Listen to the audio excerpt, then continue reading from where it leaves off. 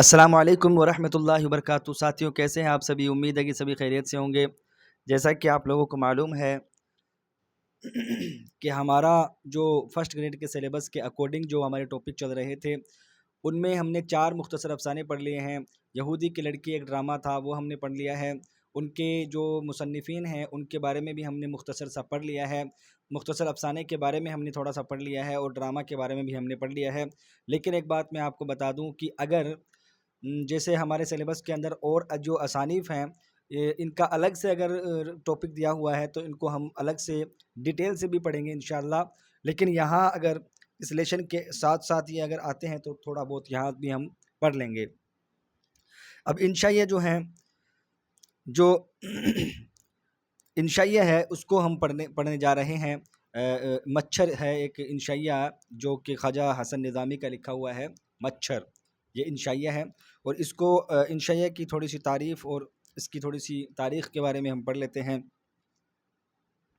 دیکھو، لفظ انشاء جو ہے وہ اردو میں کئی طرح سے استعمال ہوتا ہے۔ انشاء جو لفظ ہے نا، وہ اردو میں کئی طرح سے استعمال ہوتا ہے۔ انشائیہ بھی اسی لفظ سے بنا ہے۔ انشاء کئی جگہوں پر اردو میں انشاء کا استعمال ہوتا ہے، انشاء لفظ کا، لیکن انشائیہ بھی اسی لفظ سے بنا ہے۔ محققین کا خیال ہے کہ لفظ ایسے عربی لفظ السعی سے نکلا ہے۔ ایسے جو ہے نا، ایسے وہ السعی سے نکلا ہے، جو لفظ انشاء کا بدل ہے۔ السعی انشاء جو لفظ ہے اس کا بدل ہے، یعنی اس کا مترادف ہے۔ اور السعی فرانسیسی میں ایسے ہی اور انگریزی میں ایسے بنا۔ ابتدا یعنی شروع میں مضمون نگاری اور انشائیہ نگاری میں زیادہ فرق نہیں تھا، مگر دھیرے دھیرے دھیرے دھیرے میں ان میں فرق پیدا ہوتا گیا۔ یعنی مضمون نگاری اور انشائیہ نگاری یہ دونوں ہی ایک طرح سے مضمون ہی ہے۔ مضمون تو جیسے ہے ہی، اور انشائیہ بھی ایک طرح سے مضمون کی طرح ہوتا ہے، لیکن اس میں کچھ فرق ہوتا ہے۔ وہ کمپلیٹلی مضمون کی طرح نہیں ہوتا، لیکن اس میں کچھ ایسے ہوتے ہیں کہ وہ جو لیکھک ہوتا ہے اس میں آزاد ہو کے لکھتا ہے، اور دھیرے دھیرے مطلب ان میں فرق بھی آتا گیا، یہاں تک کہ انشائیہ ایک علیحدہ صنف قرار پائی، یعنی ایک الگ ہو گئی یہ صنف۔ پہلے تو سیم تھے، لیکن انشائیہ پھر علیحدہ صنف قرار پائی۔ انشائیہ نگار اپنے مخصوص ذاتی مشاہدات اور تاثرات کو بے باکی اور بے تکلفی سے بیان کرتا ہے۔ یعنی وہ کسی کو دیکھتا نہیں ہے، بے تکلفی سے بیان کرتا ہے، اور جو طنز یا مزاح جو ہوتا ہے اس کو یوز کر کے یہ انشائیہ کو لکھتے ہیں۔ کہا جاتا ہے کہ انشائیہ میں سنجیدہ اور غیر سنجیدہ موضوعات سے متعلق خیال کے تمام مرحلے خوش طبعی کے ساتھ طے کیے جاتے ہیں۔ اب اس کے اندر سنجیدہ موضوع بھی ہوتے ہیں اور غیر سنجیدہ موضوع بھی ہوتے ہیں۔ اب مچھر ہے، کتے پطرس بخاری کا لکھا ہوا ہے کتے، یہ غیر سنجیدہ ٹاپک ہیں، ان کے اوپر بھی انہوں نے انشائیہ لکھا ہے۔ ایسے ٹاپک جو مطلب بہت زیادہ ضروری نہیں ہوتا ان پہ لکھنا، لیکن پھر بھی ان پہ جب لکھتے ہیں اور ان کو جب ہم پڑھتے ہیں تو الگ سا ایک ہمیں الگ ہی فیلنگ آتی ہے، کیونکہ ان کے اندر باتیں ایسی لکھی ہوئی ہوتی ہیں، پوائنٹس ایسے لکھے ہوئے ہوتے ہیں جو ان کے جو خیال ہیں وہ بہت ہی الگ ٹائپ کے اس میں نظر آتے ہیں۔ اور خوش طبعی خیال جو ہے، ان کے متعلق جو خیال ہے وہ خوش طبعی کے ساتھ لکھے جاتے ہیں۔ یہ بات میں بات پیدا کرنے کا فن ہے، یعنی باتوں میں بات پوائنٹ سے پوائنٹ نکال کر کے۔ انشائیہ نگار مفہوم سے خالی گفتگو میں بھی معنی پیدا کر دیتا ہے، یعنی ایسی بات جس کا کوئی مفہوم نہیں نظر آ رہا، جس کا کوئی مطلب نظر نہیں آ رہا، اس میں بھی معنی پیدا کر دیتا ہے۔ لیکن کبھی کبھی اس کے برعکس بھی ہوتا ہے، کبھی کبھی اس کے برعکس کیسا ہوتا ہے کہ کوئی مفہوم والی بات ہے اس میں بھی وہ زیادہ غور نہیں کرتے۔ اختصار اس کی پہچان ہے، یعنی شارٹ، چھوٹا۔ اختصار مختصر سے بنا ہے، اور مختصر کا مطلب شارٹ۔ اس کی پہچان کیا ہے؟ یہ بڑا نہیں ہوتا، مضمون تو بڑا بھی ہو جاتا ہے، لیکن یہ انشائیہ اختصار یعنی چھوٹا ہوتا ہے۔ اس میں مزاح یا ٹھٹول کی جگہ ہلکی پھلکی زیر لب ہنسی پنہا ہوتی ہے۔ ایسا نہیں ہے کہ اس میں آپ چٹکلے جب ہم سنتے ہیں تو کہے لگا دیتے ہیں، تو اس میں کہا لگانے والا سسٹم نہیں ہے۔ اس میں کیا ہے ایسی بات کہی جاتی ہے جو ہلکی پھلکی یعنی اندر گدگدی سی ہوتی ہے دل کے اندر. خیال آفرینی اس کی ایک اہم خصوصیت ہے، یعنی خوبصورت خیال پیدا کرنا، یہ اس کی اہم خصوصیت ہے. تھوڑا سا تاریخ کے بارے میں جان لیتے ہیں کہ اردو میں انشائیہ کی شروعات، انشائیہ کی ابتدا سر سید احمد خان کے رسالے تہذیب الاخلاق سے ہوئی تھی. کس سے ہوئی تھی؟ تہذیب الاخلاق سے انشائیہ کی ابتدا ہوئی ہے. دھیان رکھنے کی بات ہے. مولوی نذیر احمد اور ذکاء اللہ کے بعد اود پنچ اور مخزن نے اسے فروغ دیا. میر ناصر علی، سجاد حیدری الدم، سلطان حیدر جوش، سجاد انصاری، نیاز فتح پوری، مہدی افادی، فرحت اللہ بیگ، قاضی عبد الغفار، پطرس بخاری، سید محمود علی بدایونی، خواجہ حسن نظامی، رشید احمد صدیقی، مشتاق احمد یوسفی، یہ تمام کے تمام انشائیہ لکھنے اور انشائیہ کو مقبول بنانے میں انہوں نے اہم کردار ادا کیا ہے نا. آئیے اب ہم خواجہ حسن نظامی کے بارے میں کچھ پڑھ لیتے ہیں. خواجہ حسن نظامی 1878 میں پیدا ہوئے، 1955 میں ان کا انتقال ہوا. خواجہ حسن نظامی دہلی میں پیدا ہوئے. کم عمری میں، چھوٹی سی عمر میں والد والدہ کا انتقال ہو گیا. بڑے بھائی نے پرورش کی. عربی و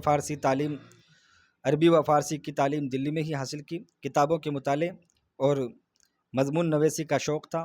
پہلے اخبارات میں چھوٹے چھوٹے مضامین لکھے، بعد میں تحریر و تصنیف ہی ان کا مشغلہ بن گیا. لکھنا اور تصنیف ان کا مشغلہ بن گیا. انہوں نے بہت سی چھوٹی بڑی کتابیں لکھی. ان میں انشائیہ، سفر نامے، روز نامچے، قلمی چہرے اور نوحے سبھی کچھ شامل ہیں.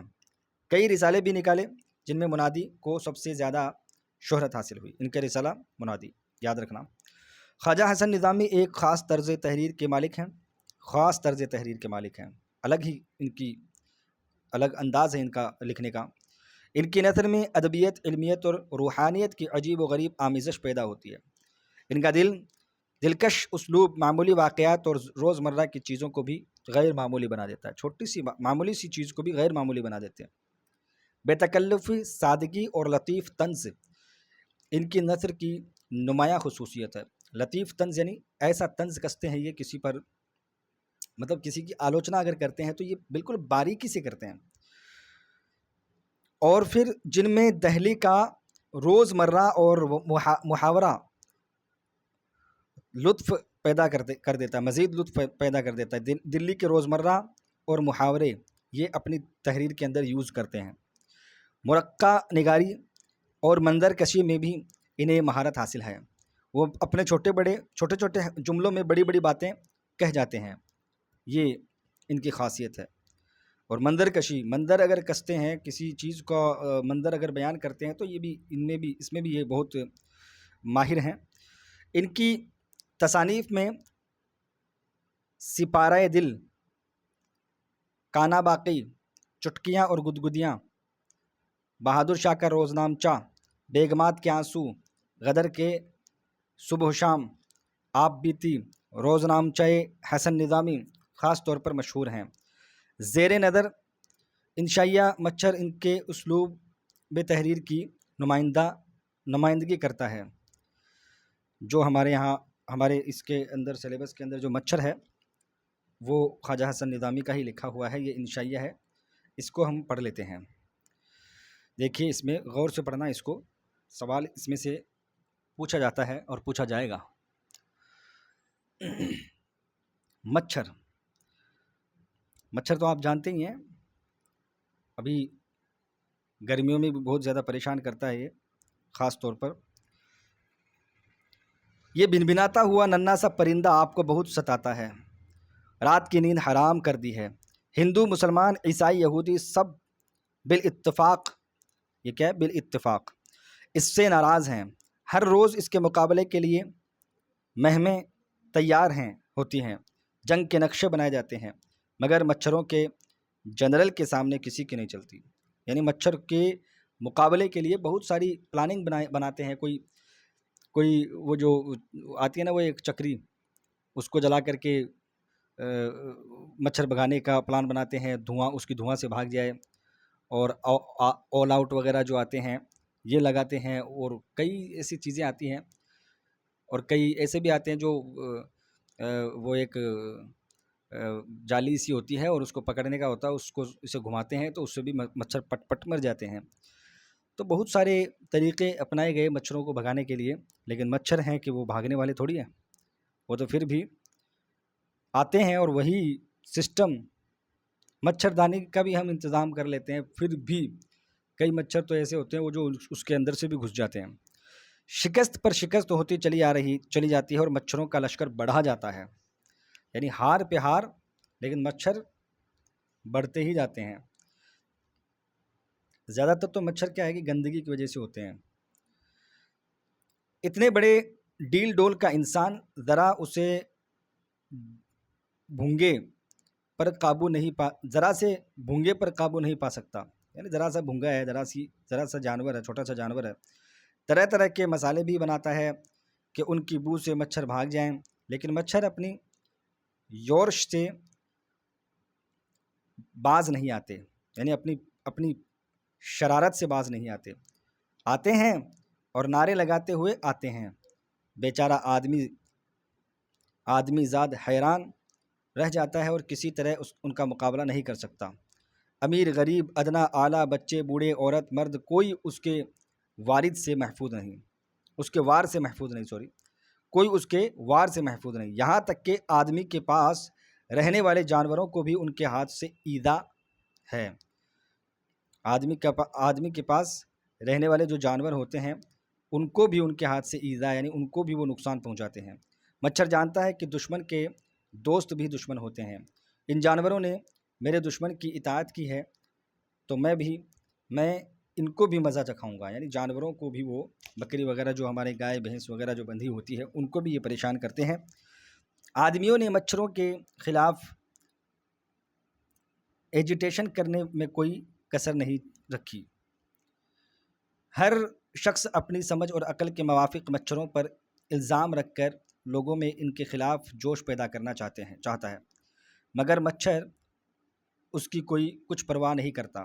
یعنی مچھر جو ہے وہ آدمی جو ہے مچھر سے نفرت کرنے لگتا ہے، اور مچھر سے اتنی نفرت کرتا ہے کہ وہ ہر جگہ اپنی عقل کے موافق مچھروں پر الزام لگا کر کے لوگوں کے اندر اس کے خلاف جوش پیدا کرتا ہے۔ تو طاعون نے گڑبڑ مچائی تو انسان نے کہا کہ طاعون مچھر اور بسوں کے ذریعے سے پھیلتا ہے، ان کو فنا کر دیا جائے تو یہ ہولناک وبا دور ہو جائے گی۔ ملیریا یا پھیلا تو اس کا الزام بھی مچھر پر عائد ہوا۔ طاعون ایک بیماری ہے جو پھیلنے والی بیماری ہے۔ اس سرے سے اس سرے تک کالے گورے آدمی غل مچانے لگے کہ مچھروں کو مٹا دو، مچھروں کو کچل دو، مچھروں کو تہس نہس کر دو، اور ایسی تدبیریں نکالیں جن سے مچھروں کی نسل ہی منقطع ہو جائے۔ مچھر بھی یہ سب باتیں دیکھ رہا تھا اور سن رہا تھا۔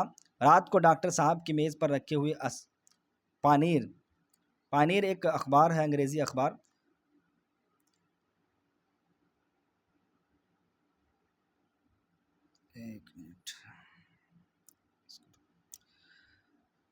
پانیر کو آ کر دیکھتا اور اپنی برائی کے حروف پر بیٹھ کر اس خون کی ننھی ننھی بوندیں ڈال جاتا، اور جو انسان کے جسم سے یا خود ڈاکٹر صاحب کے جسم سے چوس کر لایا تھا۔ گویا اپنے فائدے کی تحریر سے انسان کی ان تحریروں پر شوخیانہ ریمارک لکھ جاتا کہ میاں تم میرا کچھ بھی نہیں کر سکتے۔ پانیر اخبار کو آ کر دیکھتا اور اپنی برائی کے حروف پر بیٹھ کر، یعنی اس اخبار کے اندر مچھروں کی برائی لکھی ہوئی ملتی، اور یہ کیا کرتا اسی جگہ بیٹھ کر کے وہ جو آدمیوں کا، کسی ڈاکٹر صاحب کا یا آدمیوں کا خون جو چوس کر کے لاتا وہ اسی جگہ پہ ٹپکا دیتا، اور یہ ثابت کرتا کہ تم یہ ریمارک جو ہے، جو نشان ہے، اس نشان سے یہ ثابت کر دیتا کہ میاں تم میرا کچھ بھی نہیں بگاڑ سکتے۔ اور اس میں یہ بھی بتایا گیا ہے، یعنی اتنی دور سے انگریزی اخبار کے اندر یہ چیزیں لکھی گئی ہے، پھر بھی اس کا مطلب یہ ہے کہ مچھروں کو مٹانے کے لیے بہت سارے پلان بنائے جا رہے تھے، لیکن پھر بھی وہ کامیاب نہیں ہوئے۔ انسان کہتا ہے کہ مچھر بڑا کم ذات ہے، کوڑے کرکٹ میں کچیل سے پیدا ہوتا اور گندی موریوں میں زندگی بسر کرتا ہے، اور بزدلی تو دیکھو اس وقت حملہ کرتا ہے جب ہم سو جاتے ہیں۔ سوتے پر وار کرنا، بے خبر کے چرکے لگانا مردانگی نہیں ہے۔ صورت تو دیکھو کالا بھتنا، لمبے لمبے پاؤں، بے ڈول چہرہ، اس شان و شوکت کا وجود، اور آدمی جیسے گورے چٹے خوش ودا کی دشمنی، بے عقلی اور جہالت اسی کو کہتے ہیں۔ مچھر کی سنو تو وہ آدمی کو کھری کھری سناتا ہے اور کہتا ہے کہ جناب ہمت ہے تو مقابلہ کیجئے، ذات صفات نہ دیکھیے، میں کالا سہی، بے رونق سہی، بد رونق سہی، مگر یہ تو کہیے کہ کس دلیری سے آپ کا مقابلہ کرتا ہوں، اور کیوں کر آپ کی ناک میں دم کرتا ہوں، یعنی کیسے آپ کے ناک میں دم کرتا ہوں۔ یہ الزام سراسر غلط ہے، بے خبری میں آتا ہوں، سو جاتے ہیں، یہ الزام غلط ہے کہ سونے کے بعد آتا ہوں اور بے خبری میں آتا ہوں۔ یہ تو تم اپنی عادت کے موافق سراسر ناانصافی کرتے ہو۔ حضرت، میں تو کان میں آ کر الٹیمیٹم دیتا ہوں کہ ہوشیار ہو جاؤ، اب حملہ ہوتا ہے، یعنی پہلے میں کان میں آ کر کے الٹیمیٹم کرتا ہوں، یعنی آپ کو پہلے ہی بتا دیتا ہوں کہ ہوشیار ہو جاؤ کہ حملہ کرنے والا ہوں، تم ہی غافل رہو تو میرا کیا قصور؟ زمانہ خود فیصلہ کر دے گا کہ میدان جنگ میں کالا بھتنا لمبے لمبے پاؤں والا بے ڈول فتح یاب ہوتا ہے یا گورا چٹا آن بان والا۔ میرے کارناموں کی شاید تم کو خبر نہیں کہ میں اس پردہ دنیا پر کیا کیا جوہر دکھائے ہیں، میں نے اس پردہ دنیا پر کیا کیا جوہر دکھائے ہیں۔ اپنے بھائی نمرود کا قصہ بھول گئے، جو خدائی کا دعویٰ کرتا تھا اور اپنے سامنے کسی کی حقیقت نہ سمجھتا تھا۔ کس نے اس کا غرور توڑا؟ کون اس پر غالب آیا؟ اس کے سبب اس کی خدائی خاک میں مل گئی۔ اور اگر آپ نہ جانتے ہوں تو اپنے ہی کسی بھائی سے دریافت کیجیے یا مجھ سے سنیے کہ میرے ہی ایک بھائی مچھر نے اس سرکش کا خاتمہ کیا۔ نمرود کا قصہ آپ نے سنا ہوگا، ابراہیم علیہ السلام کے دور میں بادشاہ ہوا تھا نمرود، ایک خدائی کا دعویٰ کرتا تھا، اور اس کو پھر ایک مچھر اس کے ناک میں سے گھس گیا تھا، اور وہ گھس کر کے سر پر چلا گیا تھا۔ سب کو چپل سے مارنے کے لیے بولا کہ میرے سر پہ چپل مارو، میرے سر کے اندر مچھر گھس گیا ہے، لیکن وہ مچھر نکلنے کا نام نہیں لے رہا تھا، اور پھر اسی سے اس نمرود کا انتقال ہو جاتا ہے، مر جاتا ہے وہ۔ تو بڑے بڑے کا گھمنڈ اس نے توڑا ہے، اور تم تو ناحق بگڑتے ہو اور خامخواہ اپنا دشمن تصور لیتے ہو۔ میں تمہارا مخالف نہیں ہوں۔ اگر تم کو یقین نہ آئے تو اپنے کسی شب بیداری یعنی رات کو جاگنے والے صوفی بھائی سے دریافت کر لو، دیکھو میری شان میں کیا کہے گا۔ کل ایک شاہ صاحب عالم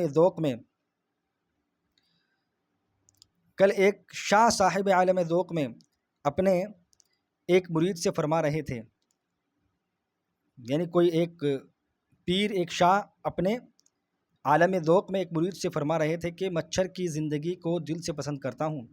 دن بھر بیچارہ خلوت خانہ میں رہتا ہے، رات کو جو خدا کی یاد کا وقت ہے باہر نکلتا ہے، پھر تمام شب تسبیح و تقدیس کے ترانے گایا کرتا ہے، یعنی اللہ کی تعریف کرتا ہے۔ آدمی غفلت میں پڑے سوتے ہیں تو اس کو ان پر غصہ آتا ہے، چاہتا ہے کہ یہ بھی بیدار ہو کر اپنے مالک کے دیے ہوئے اس سہانے خاموش وقت کی قدر کریں اور حمد و شکر کے گیت گائیں۔ یعنی اس میں بتایا گیا کہ مچھر کو پھر غصہ آتا ہے کہ یہ بھی سب اٹھ کر کے اللہ کی تعریف کریں اور اللہ کا ذکر کریں۔ اس کے لیے پہلے ان کے کان میں جا کر کہتا ہے، اٹھو میاں اٹھو، جاگو، جاگنے کا وقت ہے، سونے کا اور ہمیشہ سونے کا ابھی نہیں آیا۔ آپ لوگوں نے دیکھا ہوگا کہ کان میں بھیں بھیں بولتا ہے وہ مچھر آ کر کے، اور اس کے بعد میں وہ کاٹتا ہے۔ جب آئے گا تو بے فکر ہو کر سونا، اب تو ہوشیار رہنے کا کچھ کام کرنے کا موقع ہے، مگر انسان اس سریلی نصیحت کی پرواہ نہیں کرتا اور سوتا رہتا ہے تو مجبور ہو کر غصہ میں آ جاتا ہے اور اس کے چہرے اور ہاتھ پاؤں پر ڈنک مارتا ہے۔ پروارے انسان آنکھیں بند کیے ہوئے ہاتھ پاؤں مارتا اور بے ہوشی میں بدن کو کھجا کر پھر سو جاتا ہے، اور جب دن کو بیدار ہوتا ہے تو بیچارے مچھر کو سلواتیں سناتا ہے، یعنی اس کو پھر گالیاں دیتا ہے کہ رات بھر سونے نہیں دیا۔ کوئی اس دروغ کو سے پوچھے، کوئی اس جھوٹے سے پوچھے، یعنی دروغ کو یعنی جھوٹا آدمی سے پوچھے کہ جناب عالی کے کئے سیکنڈ جاگے تھے، یعنی کتنے سیکنڈ جاگے تھے، جو ساری رات جاگتے رہنے کا شکوہ ہو رہا ہے۔ شاہ صاحب کی زبان سے عارفانہ کلمات مطلب یہ بزرگوں کے دوارا جو کہے جاتے ہیں کلمات، سن کر میرے دل کو بھی تسلی ہوئی کہ غنیمت ہے کہ ان آدمیوں میں بھی انصاف والے موجود ہیں، بلکہ میرے دل میں شرمایا کہ کبھی کبھی ایسا ہو جاتا ہے کہ شاہ صاحب مصلی پر بیٹھے وظیفے پڑھا کرتے ہیں اور میں ان کے پیروں کا خون پیا کرتا ہوں۔